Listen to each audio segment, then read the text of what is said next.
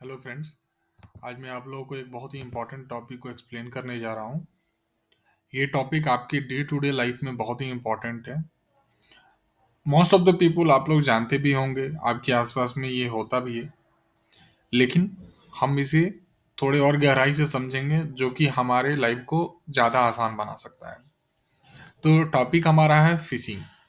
आपने नाम सुना होगा शायद, और नहीं सुना होगा तो मैं आपको बताता हूँ, ये वो फिशिंग नहीं है जो हम रिवर में फिश पकड़ते हैं या फिर लेकिन आइडिया कहीं ना कहीं सेम है। ये ऑनलाइन के दुनिया में फिशिंग है।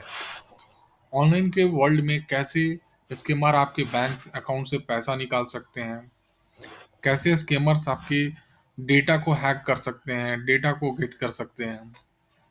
और बहुत सारे हैकर्स और लोग बैठे हुए हैं ऑनलाइन जिसके बारे में आप सोच भी नहीं सकते। वो आपके डेटा को रिट्राइव कर रहे हैं, वो आपके डेटा को कंज्यूम कर रहे हैं, वो आपके डेटा को फॉलो अप कर रहे हैं। और इवन वो आपके बैंक अकाउंट्स, आपके क्रेडिट कार्ड, आपके डेबिट कार्ड, सारे चीज़ों के डिटेल्स को वो सेव कर रहे हैं, स्टोर कर रहे हैं। और कहीं ना कहीं तो हमें कुछ चीज़ों के लिए अवेयर होना है, कुछ चीज़ें हमें जानना है ताकि हमारे लाइफ को ये सुरक्षित बना सके। और हमें कुछ बेसिक इन्फॉर्मेशन रहे जिसके ज़रिए हमें कभी इस प्रकार के किसी मुसीबत में हम ना पड़े। ठीक है? तो हम फिशिंग इसे इसलिए बोलते हैं क्योंकि ये एक एक तरह से आपने जब रिवर में कभी फिश पकड़ा होगा, तो आप क्या करते हैं, आप जो है जाल फेंकते हैं या फिर उसके अंदर आप अपना जो फिश का फूड होता है वो फेंक करके और वेट करते हैं फिश खाने आएगी, फिर आप फिश को पकड़ लेते हैं। तो ये एक तरह का ट्रिक होता है फिश को पकड़ने का। सेम वे ऑनलाइन जो हैकर्स होते हैं और जो स्कैमर्स होते हैं, उनके पास भी ऐसा ही कुछ स्ट्रैटेजी होता है जो आपके सामने फेंका जाता है, जो वो थ्रो करते हैं आपके सामने। जब उसे आप देखते हैं तो आप उनकी स्ट्रैटेजी को नहीं समझ पाते और आप उनको फॉलो अप करते हैं और इस चक्कर में आप फंस जाते हैं। ठीक है? तो आपको उनसे बचना है। ठीक है? इसलिए इसे हम कहते हैं फिशिंग।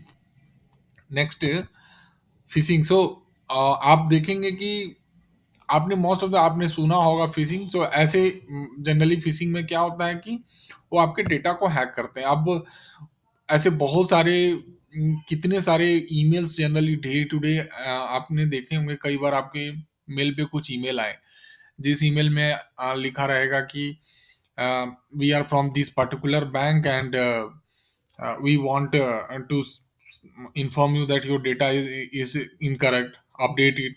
तो ये आपको बोलेंगे, बैंक साइड से मेल आएगा कि आप अपना डेटा को करेक्ट कर लें, इनकरेक्ट है।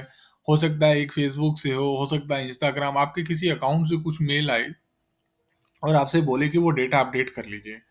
तो जब उस लिंक को आप क्लिक करते हैं और अपडेट करते हैं तो एक्चुअली जो आप यूजर नेम पासवर्ड वहां डालते हैं वो एक्चुअली उस बैंक को नहीं जाता, वो एक्चुअली स्कैमर जो है उसको स्टोर कर लेता है। ठीक है? क्योंकि वो एक्चुअली जो यूआरएल था, जो लिंक था, वो गलत था, वो बैंक का लिंक नहीं था, वो लिंक किसी और का था। और जब आपने उसमें अपना डेटा इंटर किया तो वो डेटा एक्चुअली कैप्चर हो गया कहीं और स्टोर हो गया। अब वो क्रेडेंशियल, वो डेटा उनके पास है जिससे वो आपकी बैंक अकाउंट, आपके किसी पर्टिकुलर यूजर और जहां भी आप लॉग इन करते हैं उसका डिटेल वो यूज कर सकते हैं।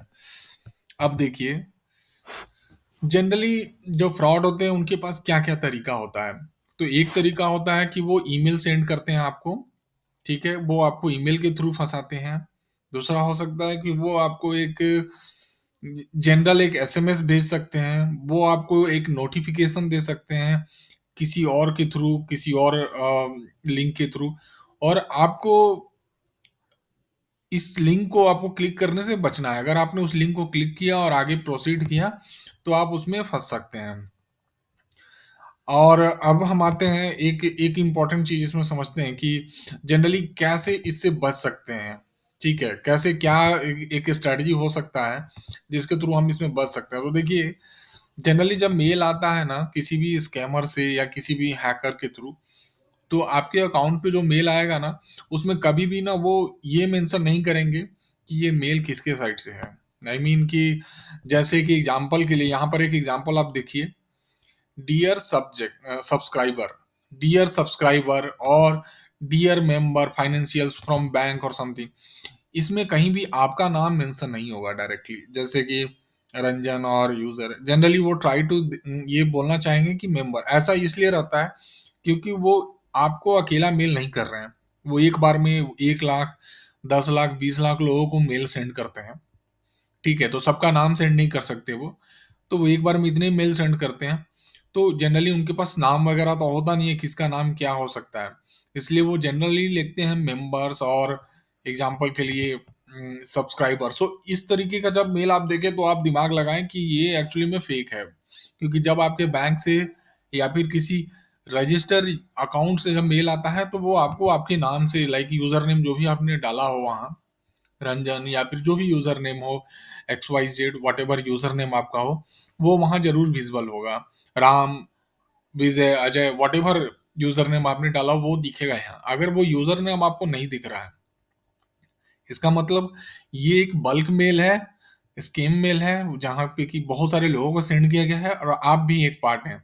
आपको सिंपली इस मेल को इग्नोर करना है, डिलीट करना है और आगे बढ़ना है। इसे कभी भी, इससे किसी भी तरह का एक्टिविटी नहीं करना है आपको। और भी अगर ज़्यादा डाउट लग रहा है तो हमारे पास कुछ मतलब गवर्नमेंट का प्रोवाइडेड कुछ ईमेल वगैरह हैं जिन पे आप उस स्कैम मेल को सेंड कर सकते हैं। गवर्नमेंट अथॉरिटी उसको इन्वेस्टिगेट कर सकती है।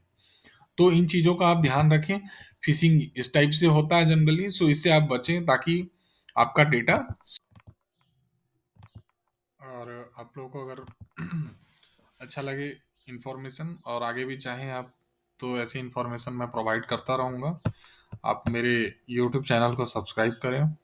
YouTube channel Bharat with RKP आपको मिल जाएगा। फेसबुक पे भी आपको मिलेगा भारत विद RKP, एंड आपको इंस्टाग्राम पे भी मिल जाएगा भारत विद RKP। तो आप इस अकाउंट्स को फॉलो करें। और मेरा ब्लॉग भी है अपना भारत विद RKP का, आप फॉलो करें। आपको ऐसे इन्फॉर्मेशंस मैं प्रोवाइड करता रहूँगा। धन्यवाद।